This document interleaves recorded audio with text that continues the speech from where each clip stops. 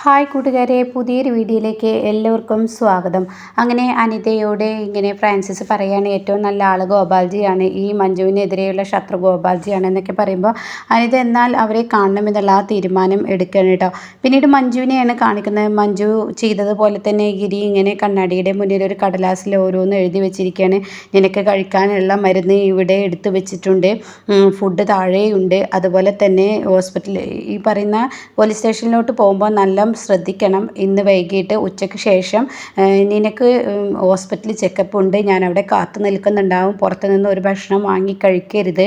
എന്തെങ്കിലും വേണമെന്നുണ്ടെങ്കിൽ ഞാൻ അവിടെ ഉണ്ടാക്കുന്ന എൻ്റെ കൺമുന്നിൽ വെച്ച് ഉണ്ടാക്കുന്ന ഭക്ഷണം ഞാൻ ക്യാൻറ്റീനിൽ ഉണ്ടാക്കി കൊണ്ടുവരാം എന്നൊക്കെ പറയുമ്പോൾ മഞ്ജുവിന് ഒരുപാട് സന്തോഷമാവണം കേട്ടോ.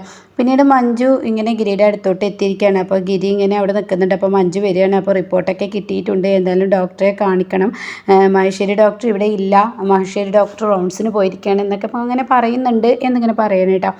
അപ്പോൾ ഈ സമയം അങ്ങോട്ടേക്ക് ആ ഡോക്ടർ അവിടെ എത്തുകയാണ്. അപ്പോൾ മഹിമയുടെ ഹോസ്പിറ്റലിൽ വർക്ക് ചെയ്യുന്ന ഡോക്ടറാണ് ഇങ്ങനെ പറയാണ്. അപ്പോൾ ഉടൻ തന്നെ മഞ്ജു പറയാണ്, ഇതാരാ മഞ്ജു, നിൻ്റെ ഭർത്താവാണ്? അതെ ഞാനാണ്. ഇതാണല്ലേ ഗിരി, ഒരുപാട് പേഷ്യൻ്റ് പറഞ്ഞു കേട്ടിട്ടുണ്ട് ഗിരി ഗിരി ആരടിച്ചു എന്ന് ചോദിച്ചാൽ ഗിരി അടിച്ചു എന്നാണ് എല്ലാവരും പറയുന്നത്. അയ്യോ ഇപ്പോൾ ഞാൻ അങ്ങനെയൊന്നുമില്ല, അതൊക്കെ പണ്ടായിരുന്നു, ഇപ്പോഴും അങ്ങനെ ഒരു പരിപാടിയേ എനിക്കില്ല എന്നൊക്കെ ഇങ്ങനെ ആ ഡോക്ടറോട് ആവശ്യപ്പെടുക കേട്ടോ. അല്ല നിങ്ങളെന്താ ഇവളെ ചെക്കപ്പിന് വേണ്ടി കൊണ്ടുവന്നിരിക്കുകയാണ്. അങ്ങനെ റിപ്പോർട്ട് കാണിക്കാൻ മഹേശ്വരി ഡോക്ടറെ കാത്തു നിൽക്കണം, നോക്കട്ടെ എന്ന് പറഞ്ഞിട്ട് ആ ഡോക്ടർ ആ റിപ്പോർട്ട്സൊക്കെ നോക്കുന്നുണ്ട് കേട്ടോ. അങ്ങനെ നോക്കിയതിന് ശേഷം ഡോക്ടർ പറയാണ്, കുഴപ്പമൊന്നുമില്ലല്ലോ മഞ്ജു, ഓക്കെയാണ്, പക്ഷേ നീ ഒരു പോലീസ് ഡ്യൂട്ടിയാണ് എടുക്കുന്നത്, ഓവറായി ടെൻഷനും കാര്യങ്ങളൊന്നും കൊടുക്കരുതെന്ന് പറഞ്ഞിട്ടൊന്നും കാര്യമില്ല, അതോ ഉണ്ടാവും, എന്നാലും നീ നിൻ്റെ ആരോഗ്യം ശ്രദ്ധിക്കണം എന്നൊക്കെ ഇങ്ങനെ മഞ്ജുവിനോട് പറയട്ടോ. ഡോക്ടറോട് ചെന്ന് വിവരം ഞാൻ പറയാമെന്ന് പറയട്ടോ.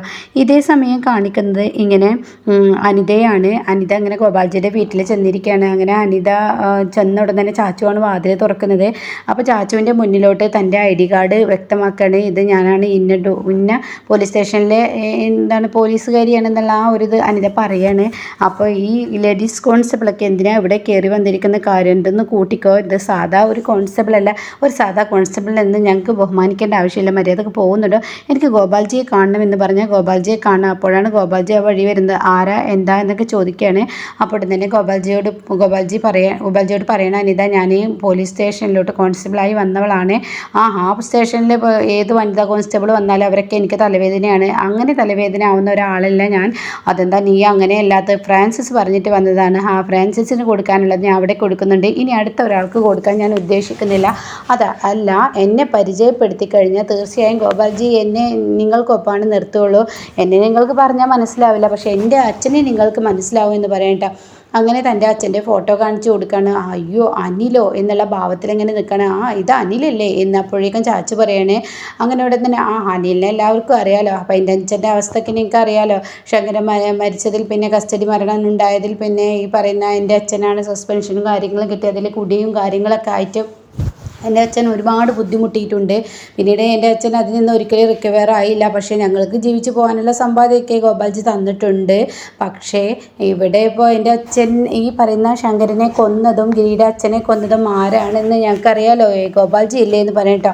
അപ്പോൾ ഇത് കേൾക്കുമ്പോൾ തന്നെ ഗോപാൽജി ഞെട്ടിപ്പോവാണ്. കാരണം തൻ്റെ മുന്നിൽ ഭീഷണി ഉയർന്നിരിക്കുന്നു. അങ്ങനെ ഗോപാൽജി എന്നെ ഒരിക്കലും ഗോപാൽജിക്ക് കൈവിടാൻ കഴിയില്ല, എന്ത് സഹായം ഉണ്ടെങ്കിലും ഗോപാൽജിക്ക് എന്നെ വിളിക്കാം. അപ്പോൾ എൻ്റെ അച്ഛൻ പണ്ടേ പറഞ്ഞിട്ടുണ്ട്, എൻ്റെ അച്ഛൻ ഒരു രഹസ്യങ്ങളും മറച്ചു വെക്കാറില്ല, എന്നോട് എല്ലാ സത്യങ്ങളും തുറന്നു പറഞ്ഞു. ഈ പറയുന്ന എന്ത് സഹായമുണ്ടെങ്കിലും ഈ പറയുന്ന ഗോപാൽജിയോട് ചോദിച്ചാൽ മതി. ഈ ഒരു കസ്റ്റഡി മരണത്തെക്കുറിച്ചും ഗിരിയുടെ അച്ഛനെ കൊന്നതിനെക്കുറിച്ചൊക്കെ എൻ്റെ അച്ഛൻ പറഞ്ഞു എന്നൊക്കെ ഇങ്ങനെ പറയുന്നത്. അപ്പോൾ ശരി, ഞാൻ എന്തായാലും ഇനി ഫ്രാൻസിസിനെ കൂട്ടുപിടിക്കുന്നില്ല, നിന്നെ കൂട്ടുപിടിക്കുന്ന ഇനി വിട്ടേക്കെന്ന് പറഞ്ഞിട്ട് അനിതയെ പറഞ്ഞു വിടുകയാണ്. അങ്ങനെ ചാച്ചു പറയാണ്, ഇവള് വലിയ തലവേദന ആയിട്ടാണല്ലോ വരുന്നത്. തലവേദനയൊക്കെ തന്നെയാണ്.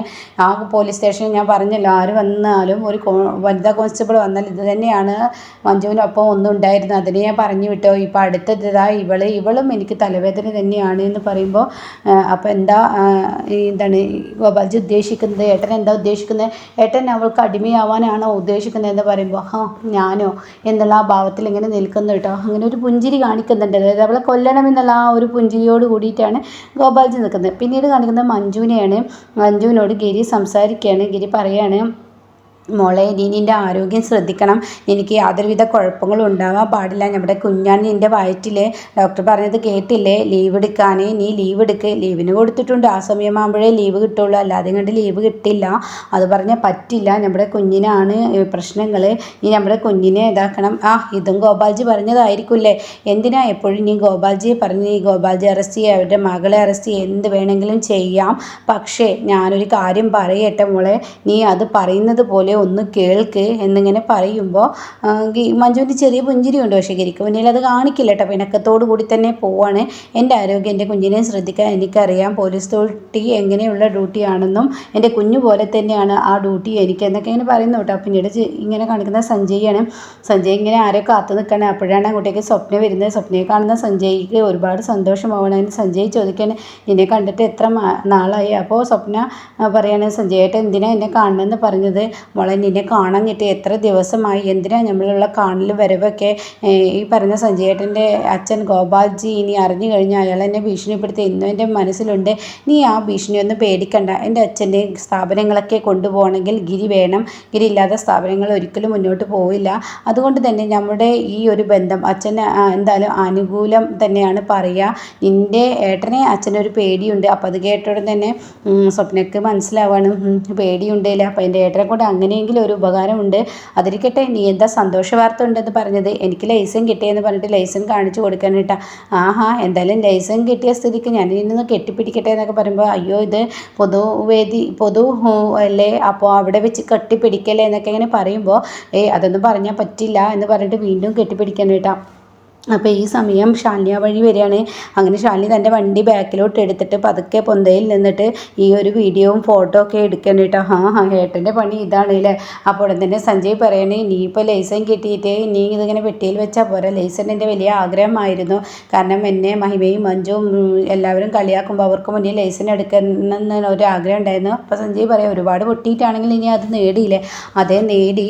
പക്ഷേ പറഞ്ഞിട്ട് കാര്യമല്ല, വണ്ടിയൊന്നും ഓടിക്കണമെങ്കിലാണ് വണ്ടി ഓടിക്കാൻ പഠിയത്തുള്ളൂ. അതിനെനിക്ക് വണ്ടി ഇല്ലല്ലോ. വണ്ടിക്കാണോ പഞ്ഞം? അപ്പോൾ ഗിരിയേട്ടനോട് വണ്ടി ചോദിക്കാൻ പറ്റില്ല. അവരുടെ വണ്ടിയൊന്നും ഞാൻ ചോദിക്കില്ല. മോളെ നിനക്കുള്ള വണ്ടി ഞാൻ തരില്ലേ? നീ എപ്പോൾ വണ്ടി വേണമെന്ന് ആഗ്രഹിക്കുന്നു അപ്പോൾ എത്തും. നമുക്ക് എന്നും ഇങ്ങനെ ലോങ് ഡ്രൈവ് ചെയ്ത് ഇങ്ങനെ യാത്ര ചെയ്യാമെന്നൊക്കെ പറയുമ്പോൾ ശരിയെന്ന് പറയാണ്. പിന്നീട് ഗോപാൽജിക്ക് ഇങ്ങനെ ചാച്ചി ചായ കൊടുക്കുമ്പോൾ അച്ഛാ എന്ന് പറഞ്ഞ് ഷാനി വിളിച്ച് വരികയാണ്. എന്താ മോളെ, എന്താ കടയിലെ പണിയൊക്കെ കഴിഞ്ഞോ?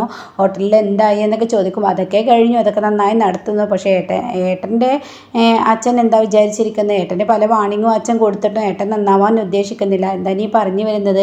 ആ സ്വപ്നയുമായി വീണ്ടും അവർ കണ്ടുമുട്ടൽ തുടങ്ങിയിരിക്കുന്നു. സ്വപ്നക്കും വാണിംഗ് കൊടുത്തു അച്ഛൻ. പക്ഷെ അതൊന്നും ഒരു വിഷയമില്ല എന്ന് പറഞ്ഞിട്ട് ഇവർ തമ്മിൽ ഒരുമിച്ച് നിൽക്കുന്ന ഫോട്ടോ കൊടുക്കണം കേട്ടോ. എന്നിട്ട് ഇത് കാണിച്ചു കൊടുക്കുമ്പോൾ, എന്താ അച്ഛനൊന്നും പറയാനില്ല? ഞാൻ ഗിരിയെ ഒന്ന് സ്നേഹിച്ചപ്പോൾ നമ്മുടെ സേവ ചെയ്യുന്നവനാണ്, നമ്മുടെ വേസ്റ്റ് തിന്നുന്നവനാണ്, ഇച്ചിൽ തിന്നുന്നവനാണ്, അങ്ങനെ എന്തൊക്കെ ഉപമകൾ അച്ഛനും പറഞ്ഞു.